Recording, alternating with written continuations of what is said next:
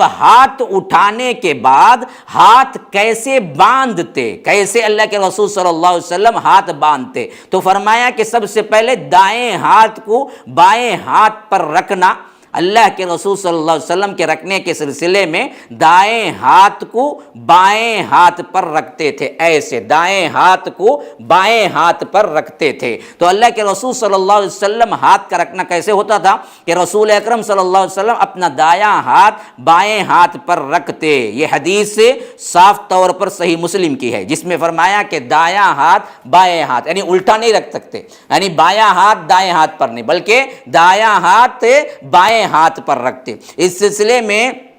آپ صلی اللہ علیہ وسلم کا ارشاد ہے کہ ہم انبیاء کی جماعت کو حکم دیا گیا ہے کہ ہم روزہ افطار کرنے میں تاخیر نہ کریں، البتہ سحری تاخیر سے کھائیں اور نماز میں دائیں ہاتھ کو بائیں ہاتھ پر رکھیں۔ یہ اللہ کے رسول صلی اللہ علیہ وسلم نے خود ارشاد فرمایا کہ یہ ابن حبان کی روایت ہے صحیح سند کے ساتھ کہ اللہ کے رسول نے فرمایا کہ انبیاء کو اس کا حکم ہوا ہے خاص طور پر ایک افطاری میں جلدی کریں اور سحری میں تاخیر کریں اور نماز میں دائیں ہاتھ پر بائیں ہاتھ کو، دائیں ہاتھ پر بائیں ہاتھ کو رکھیں۔ حدیث شریف میں ہے کہ نبی صلی اللہ علیہ وسلم کا ایک آدمی کے پاس سے گزر ہوا، وہ نماز ادا کر رہا تھا، اس نے بایاں ہاتھ دائیں ہاتھ پر رکھا ہوا تھا، تو آپ نے اس کے ہاتھ کو پکڑ کر دائیں کو بائیں پر رکھ دیا، یعنی وہ الٹا ایسے رکھا ہوا پڑ رہا تھا، تو اللہ کے رسول صلی اللہ علیہ وسلم نے ہاتھ پکڑ کے اس کو ایسا کر دیا کہ دایاں ہاتھ اوپر ہے اور بایاں ہاتھ نیچے ہے۔ اب یہ ہاتھ رکھنے کے سلسلے میں بیان ہو گیا۔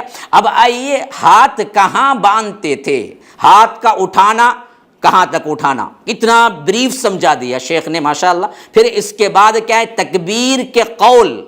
کیسے کہنا، ہاتھ اٹھاتے وقت کہنا، تو اس کے 3 طریقے بتا دیا۔ پھر اس کے بعد کیا ہے، کیسے رکھنا، تو فرمایا کہ دایاں ہاتھ اوپر ہو بایاں ہاتھ نیچے ہو۔ اب کہاں رکھنا، کہاں باندھنا، تو فرمایا کہ سینے پر ہاتھ باندھنے کا حکم، الگ سے ٹائٹل دیا اس کے لیے۔ اب فرما رہے ہیں کہ رسول اکرم صلی اللہ علیہ وسلم دایاں ہاتھ کو بائیں ہاتھ کی ہتھیلی کے باہر حصے، اس کے جوڑ اور کلائی پر رکھتے۔ پہلی چیز کیا ہے، رکھنے کے حساب سے کہاں رکھنا، اس کے بعد آ رہا ہے رکھنے کے حساب سے دایاں ہاتھ اوپر ہوگا۔ کہاں کہاں کہاں کہاں، فرمایا کہ بائیں ہتھیلی کے باہر والے حصے پر، ہتھیلی کے باہر والے حصے پر، ایسے ایسے ایک رکھ سکتے ہیں باہر والے حصے پر، اور فرمایا کہ جوڑ پر ایسے، اور تیسرا کیا ہے، ایسے کلائی پر، جہاں کلائی کہتے ہیں جہاں ماچھ باندھتے ہیں اسے کہتے ہیں کلائی۔ رکھنے میں 3 طریقے ہو گئے، ایک دائیں ہاتھ پر بائیں ہاتھ، بایاں نیچے ہو دایاں اوپر ہو گیا، ایک مسئلہ ختم۔ اب اس کے بعد رکھنے کے 3 طریقے ہیں، ایک کیا ہے، ہاتھ آپ کا کیا ہو، ہتھیلی پر ہو، اور ایک کیا ہے، جوڑ پر ہو، اور ایک کیا ہے، کلائی پر ہو۔ ایسا رکھنا اور ایسا رکھنا، ایسا رکھنا سب ثابت ہے، تینوں ثابت ہیں، اللہ کے رسول صلی اللہ علیہ وسلم سے تینوں چیزیں ثابت ہیں، جو کہ موطا کے اندر اور اسی طرح کیا ہے،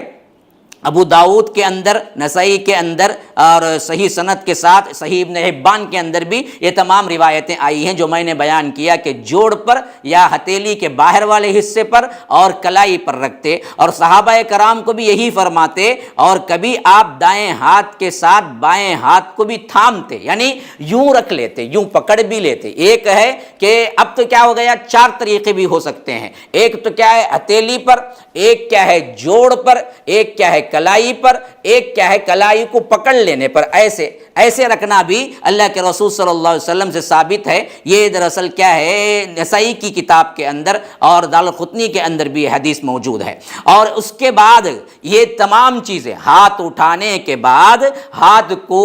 دایاں ہاتھ اوپر رکھنے کے بعد، جوڑ پر یا پکڑ لینے کے بعد کہاں رکھنا ہے، تو فرمایا کہ سینے پر ہاتھ رکھتے۔ یہ حدیث صحیح ابو داؤد کی ہے اور کتاب الصلاۃ کے اندر آئی ہے، صحیح ابن خزیمہ کے اندر بھی آئی ہے، ہے، مسند احمد کے اندر بھی آئی ہے، تاریخ اصبہان لابی الشیخ ان کے اندر بھی آئی ہے، اور اسی طرح ترمذی نے بھی اس کی ایک سند کو حسن کہا ہے، اور اسی معنی کی حدیث موطا میں بھی ہے۔ اگر غور کیا جائے تو اس طرح کی حدیث صحیح بخاری میں بھی موجود ہے۔ اس حدیث کے طرق کے بارے میں نے مفصل طور پر اپنی کتاب احکام الجنائز میں بھی لکھا۔ اتنے حوالے شیخ نے دیے ہیں کہ سینے پر اللہ کے رسول صلی اللہ علیہ وسلم ہاتھ باندھتے تھے۔